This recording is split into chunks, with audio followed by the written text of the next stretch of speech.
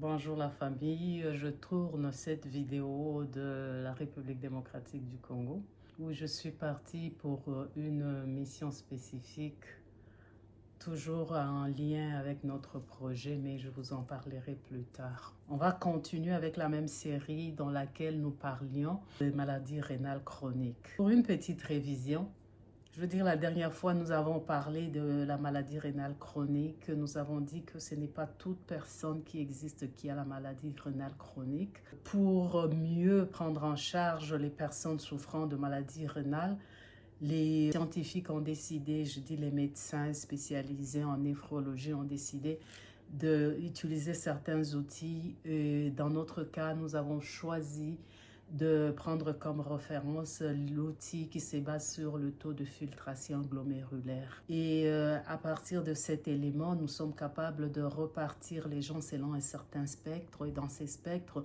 nous avons 5 catégories de personnes. Il y a ceux-là qui font partie du stade 1, stade 2, stade 3A, stade 3B, stade 4 et stade 5. Nous nous sommes dit que de stade 1 à stade 3A, les gens sont considérés comme normaux parce que pendant cette période-là, il n'y a pas de symptômes de maladie rénale chronique. Dans la plupart des cas, les gens ne souffrent pas, il n'y a aucun symptôme. C'est pour cela que là, l'épisode passé a été intitulé le rein, une maladie silencieuse. Et ici, nous allons plus nous intéresser sur les gens qui font partie de phase 3B, 4 et 5, c'est-à-dire les gens qui présentent déjà quelques symptômes. Et comme nous l'avons dit dans la médecine conventionnelle, qu'est-ce qui est fait? C'est vraiment l'expectative. Quand on dit expectative, c'est-à-dire l'observation. Dans l'entretemps, on traite, si la personne a l'hypertension, on traite l'hypertension. Si la personne a le diabète, on traite le diabète. Mais dans la plupart des temps, c'est insuline, metformine et traitement hypertension. Et la personne est préparée pour une dialyse ou greffe rénale.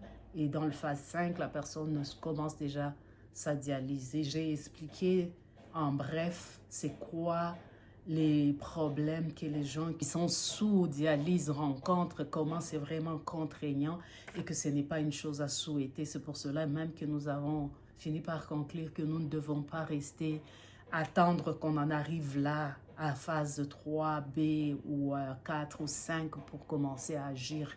Je vous dis qu'il n'existe plutôt pas de diète standard qui convient à tout le monde. Nous sommes tous différents et pour chaque personne, c'est vraiment un diète particulier, d'une diète particulière. Donc pour chaque personne, il faut savoir comment individualiser le plan.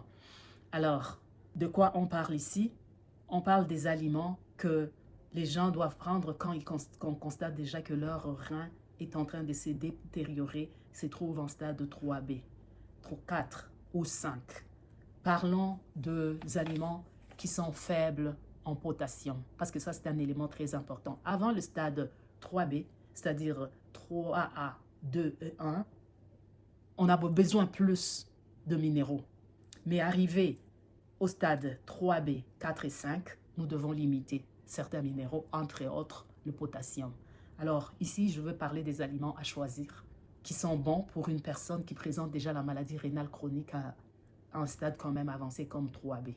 Que je souligne quand même que ce sont des conseils que je donne, mais il est toujours important de consulter son médecin, de consulter son naturopathe, de consulter son nutritionniste, de consulter son néphrologue si nécessaire pour s'assurer de suivre les conseils appropriés et d'avoir un plan individualisé.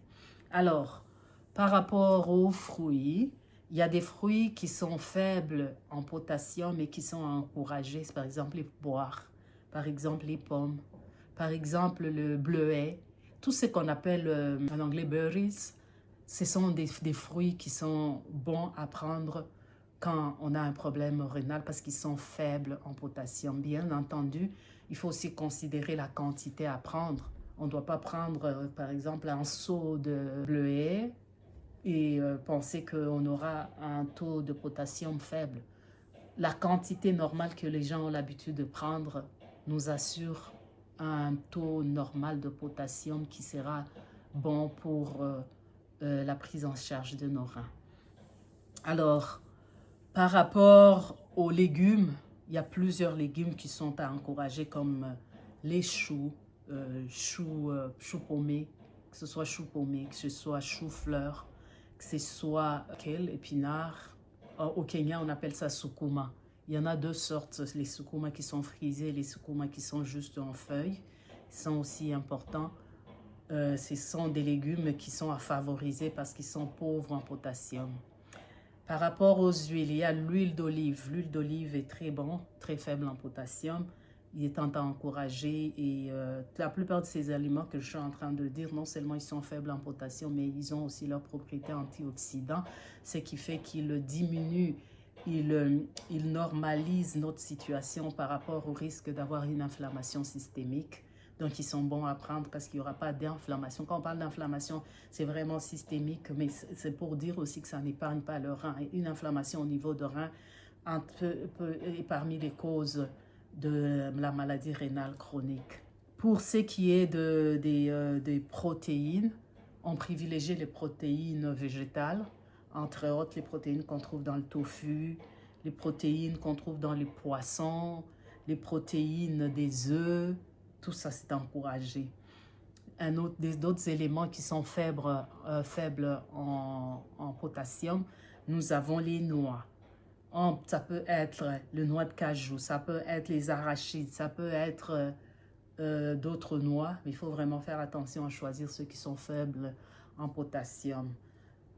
Parmi les grains, il y a les grains des chia qui sont aussi faibles en potassium. Et quand nous choisissons notre boisson, nous devons faire attention. Quoi éviter? Les boissons comme le jus d'orange sont à éviter. Le lait sont à éviter. Les boissons sportives sont à éviter. Les jus de légumes sont à éviter parce que tout ça sont riches en potassium. Quoi encourager? Bien entendu, parce que nous sommes ici pour parler des aliments que nous devons encourager. Et ici, il y a numéro 1, c'est l'eau. L'eau est vraiment, vraiment la meilleure de boissons que nous ne devons pas éviter de prendre. C'est pour cela que je m'en vais ici. Il y a les thés, il y a le café. Donc, ça, je ne dis pas que la liste est exhaustive. Aujourd'hui, je voulais ne pas rester abstente étant donné que je suis loin de mon fief qui se trouve à Gatineau. Donc ici, je suis dans mon pays d'origine, le Congo, et c'est là que je viens de vous parler de ces aliments. Quoi choisir quand on a un problème, une maladie rénale chronique déjà diagnostiquée?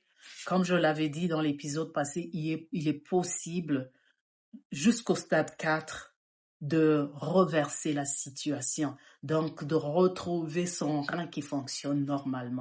Donc, je répète encore, il n'existe pas une diète standard pour toute personne.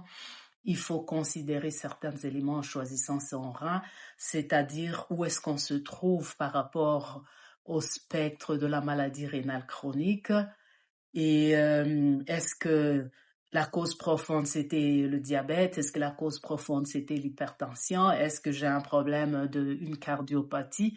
Donc, tous ces éléments-là vont nous permettre de savoir c'est quoi l'aliment à choisir et comment le choisir. Donc, je termine cet épisode ici. Je vous remercie de m'avoir suivi. Je termine cet épisode ici. N'oubliez pas de vous abonner et de liker.